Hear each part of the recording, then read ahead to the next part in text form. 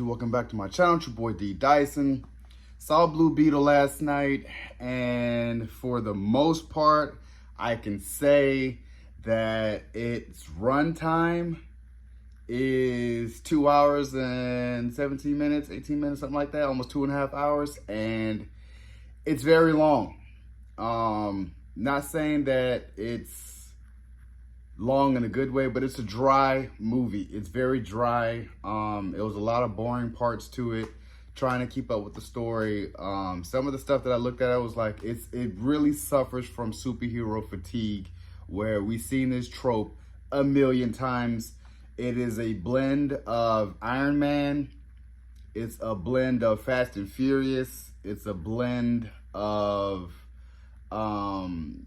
a little bit of Batman in it. It was just a blend of a lot of superhero tropes taken from this and made this movie. The only thing I liked about this movie was the culture of it, being that Jaime Reyes is Mexican, and as Mexican and in Mexican culture, their number one thing is family. So I like that aspect of it. The number one thing I liked about this movie was George Lopez. George Lopez was delivered on all fronts as being like that conspiracy theorist Theo uncle, where he's, you know, eccentric, but he's like, I don't care, I don't give a damn type of uncle. He definitely makes you laugh in some parts, and I just really liked him being in this movie. As far as the story, Susan Sarandon and oh boy with from the Mayans, I'm happy that he's getting more roles, that he, you know, like Taza from the Mayans, but I looked at it like he had an interesting backstory that they didn't really explore.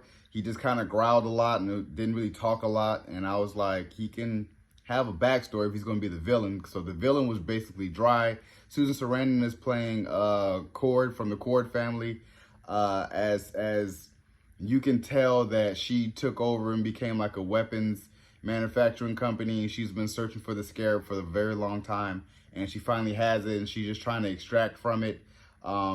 It was just campy in a lot of ways, because it's like, if something is so top secret, how could your niece come through, take it, and then dip out, you know? So that's kind of how I was like, this is very campy in a lot of ways. But I liked when Jaime got the suit, how realistically like it just blended in and like burned off his flesh, and like it was very vulgar in a sense, like gruesome, but that's something that looked more realistic than all the others of how they get his suit. So I like that.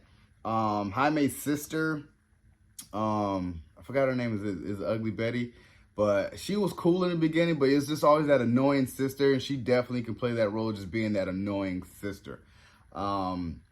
But like I said, the things about the suit I liked in the aspect of he can kind of create whatever he wanted. I just didn't like that how it will, okay, I got to reboot. Oh, I got to, you know, restore or system. So it'll go on and off all the time. And I'm just kind of like, for alien technology, it shouldn't have to. You should just do it one time and you have it. But it kept doing that, and it was taking me out of the movie, because it's like, you know, when it takes control, it takes control. When he's trying to like work with it, then it'll reboot, and then it was too much back and forth. And I was like, if you're going to use a suit, use a suit, you know what I'm saying? And things do pick up when you do get the suit though. And I just looked at it like, it's boring, because we've seen it a million times before.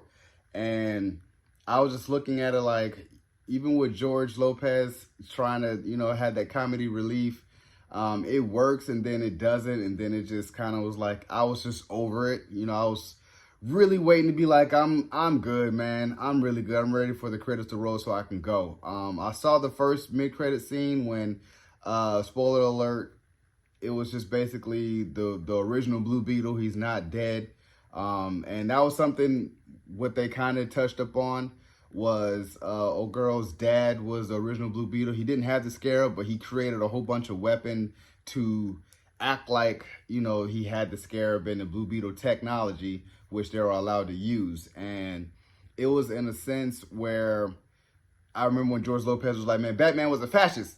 And he loved Blue Beetle because Blue Beetle represented what he looked like. And that's the only thing I liked about this movie, was the representation, and how, you know, the Mexican culture and Hispanic culture had their superhero, which was the Blue Beetle. So that's why I really, really liked it. But it was just like, this ain't it, man. This ain't it. So I really hope it does good, but I really would rank this under Shazam and Black Adam and definitely The Flash. I like The Flash a lot more than I would like this. I'll watch The Flash again on HBO Max before I watch the Blue Beetle. So, you guys enjoyed my review of the Blue Beetle. Subscribe to my channel. Post a comment down below and like the video. It's your boy, D Dyson. Peace.